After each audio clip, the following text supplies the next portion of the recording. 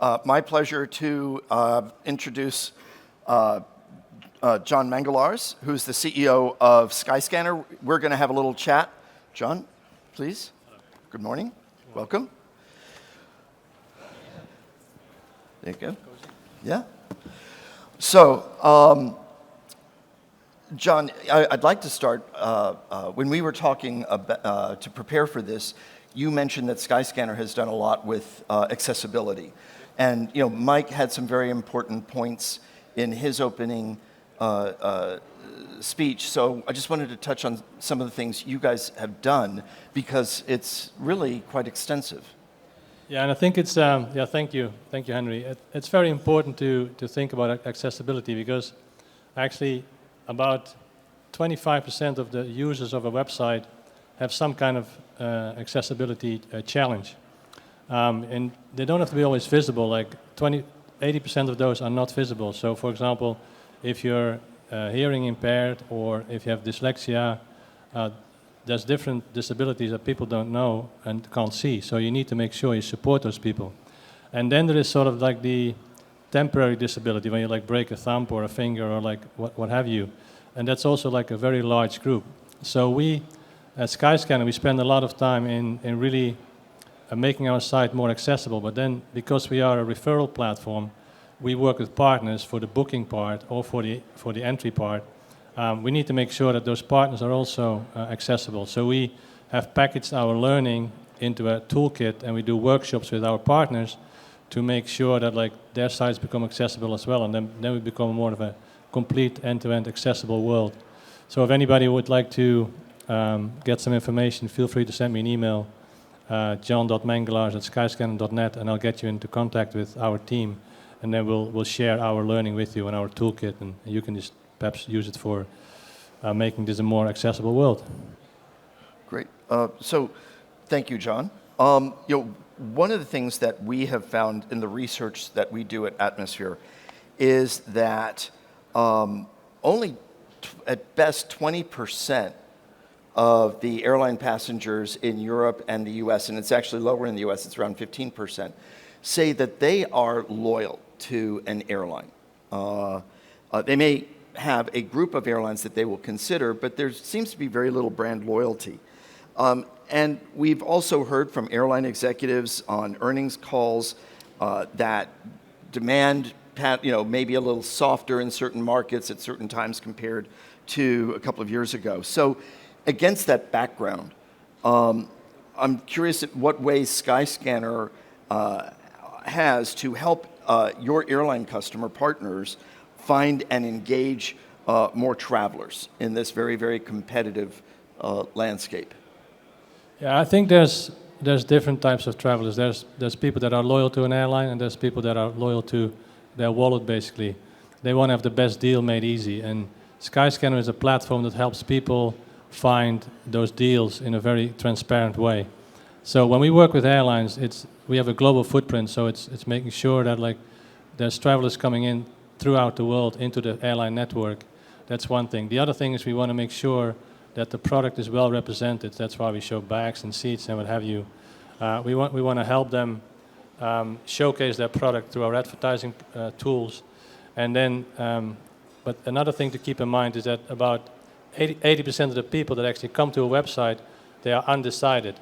And because they don't know their budget, they don't know their destination, they don't know their dates, and we want to help these people with airlines and with partners, with OTA partners, to really find the right deal. So we share a lot of information, but also in our Explore feature, we help them find destinations, or we find them the right deals and what have you. So it's a very broad spectrum, from like basically filling the aircraft to like getting the right product to like getting to the right destination. And yeah, what we see is that people tend to come back 3-4 times before they book, and they're very loyal to their wallet, not so much to the airline.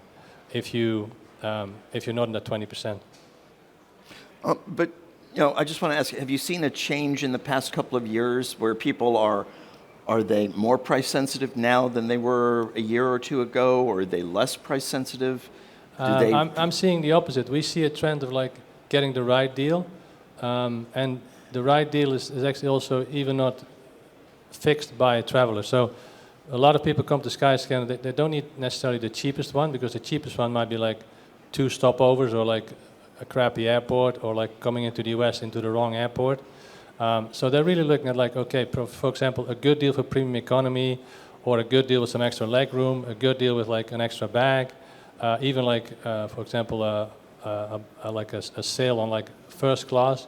So they're looking for like value for money. And the best deal for them can change. So our machine learning algorithms through AI, they really have figured out that like the best deal, for example, in the winter can be a direct flight, because people don't want to risk being stuck somewhere. But in the summer, people are willing to take more risk, because if you're like, you miss your flight, you spend another day somewhere, it's not a big deal. So it's really situational. It's very value driven. And that's why we're spending so much time with airlines working on like, okay, what's in the value of the ticket? What is there, a bag, a seat? What's your cabin? What's the airport? All those kinds of information. And then it's also driven by the time of the year, or like the preference of a traveler. Okay, thanks.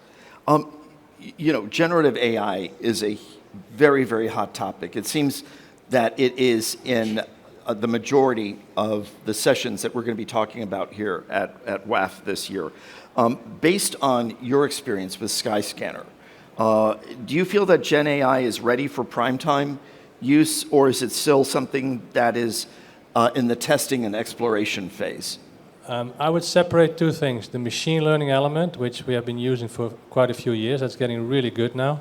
And then the generative AI, which is like with using large language models, for example. On the machine learning side, we've heavily invested, and I think that's really prime it's ready for prime time. So, for example, when you look at our search results, the top 3 results are being chosen by more than 80% of the people. So our machine learning algorithm has figured out what sort of the best choices to show to a traveler. And actually, to give you an idea, we have competing machine learning models for that position. So each machine learning model has about 40 parameters, and then we have different machine learning models to actually compete for the 1, 2, 3 position. So if one position doesn't convert because the person doesn't click, we use the next model. So it's like I think in engineering they call it like the multi-arm bandit. So that's machine learning, and it's very sophisticated. When you look at AI, we do things like vibes, what's going on in the world, where a cool place to go. Or we do like the assistant, like the natural language interface, where you can type in, hey, I want to go to like the place where James Bond movies have been recorded. How do I get there? That's all in a testing phase, because it's quite engaging, but it doesn't really convert. And if you would run it at scale, it's going to be very, very expensive. So we test it in our app, and we see some interesting engagement results. But yeah, is that prime time? It's in progress. The big one for me is what we see is the breakthrough in machine learning, where we are sometimes, and I think this is going to be very disruptive and not said very many times, because I think it's a bit of a forgotten area. But like machine learning, we see things like we haven't been able to do before. So, for example, we do projects with students where they reverse engineer the yield curve of an airline. So basically, now we have data on our search behavior. So we see people searching, we see people searching on routes, we see people searching and then booking. So there's a lot of data we have on like what the behavior of a traveler is.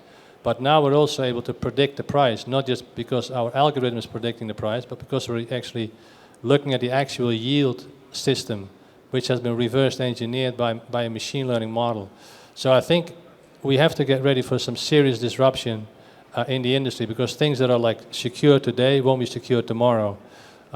We have a big dilemma. For example, we have petabytes of data. Like we know so much because, again, we have 100 million travelers a month coming into our network around the globe. We transact billions of prices a day, but we are in a big dilemma ourselves, which is like, how much data do we share? Because everything we share to the system disappears into the system. So that then our data becomes common knowledge. So we're like figuring out like, okay, we got to work together. We got to work together with partners to get better machine learning models going. But at the same time, everything we kind of donate is out of our control. So I think that's where the big challenge comes in. Like we have to deal with a lot of uncertainty and unknowns.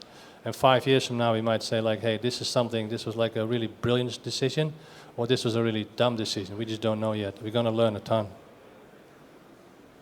And then I wanted to also touch on your retailing capabilities. Skyscanner was, if not the first, one of the first that let airlines create stores within the store. And you've been a big proponent of NDC and modern retailing. So I'm just curious if where you see retailing creating new opportunities for airlines, and how that they should perhaps be thinking or rethinking about how Skyscanner can help them sell their products the way they want to. Yeah, so let me quickly recap what we're doing today, a few things. So one is, of course, we bring volume, but airlines always tell us, like, you don't have to fill the back of the plane, fill the front of the plane as well. So that's why we show what's in the product. We let airlines display what they have available on the shelf. And also we're testing new concepts in terms of like the Explore feature, where we say, hey, this is like where people come to find ideas. Where should I go? Should I go to sun destination X or sun destination Y? Where are the vibes and stuff like that? And airlines participate in that. So they show their product and their destination in those solutions. We're also testing new things, like when airlines launch, for example, packages. Say, okay, how can we do that? How can we help you launching those things? So there's, every time an airline is launching new products, we help them like test those products at scale in our network. The thing we're looking at now, which is also part of AI, is like to really combine the data. So for example, I have a traveler or a cohort of travelers, and say, I like person X on my site, given the search pattern. For example, they're searching Saturday to Saturday to the US. They're looking at a rental car. That's probably a family that wants to have a holiday. Airline, do you want to make an offer to this person? So now we're starting to be very focused and say, can we combine the data? So we have data on the search behavior. We kind of predict what kind of a traveler this is. And then the airline is telling us, hey, we want to give this person this offer, whether it's like a discount, whether it's like a bag or lounge access or what have you. That sounds very simple, but this is where the promise of NDC is kind of lagging like the reality a bit. Because it's very hard to do. So this is a long, like a multi-year journey. We just heard from Lufthansa, like I actually started with Lufthansa 10 years ago as an OTA, the NDC journey. And it's nice to hear like 10 years in, we're actually getting somewhere, but we have a long way to go to really get that promise of NDC, where you can have customized offers, dynamic offers, that whole promise for the traveler. That's something we got to work on together to really deliver, because that's very hard to do.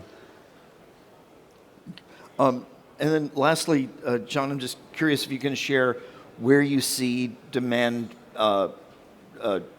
patterns greatest. Like, is it in North America? Is it Europe? Is it other parts of the world? Where are the airlines going to make their money, do you think, in the next 6 months to a year? Well, actually, the demand is, from what we see, is like we're growing share. But the demand is actually really in sort of cohorts. Like now, I'm not sure if people have noticed that, but like there's certain routes coming back after COVID. So first was like the Americans were back, then the Chinese are back, Asians, like, so you see like really like the flow around the world. And I think when you're an airline, you really want to see where your strength is and where your route capacity is, and then follow and predict with AI, for example, predict where the demand's going to be. And it's actually an interesting thing around AI, which we see as a big benefit. We do a lot of customer research, we do a lot of market analysis, and what we started doing is like give those data models to like ChatGPT and say, what do you think? And then you get like amazing outcomes. So I would actually encourage people to take all the data you have, look at our data, try to combine it to market research data and load it into these AI models and these machine learning models. And then you'll get like very interesting outcomes of like what would work for you as an airline or as a partner in capacity planning. Great. John, thank you very much for sharing your thoughts. Appreciate it. Enjoyed it. Thank you. Okay. All righty. Wonderful. Thank you.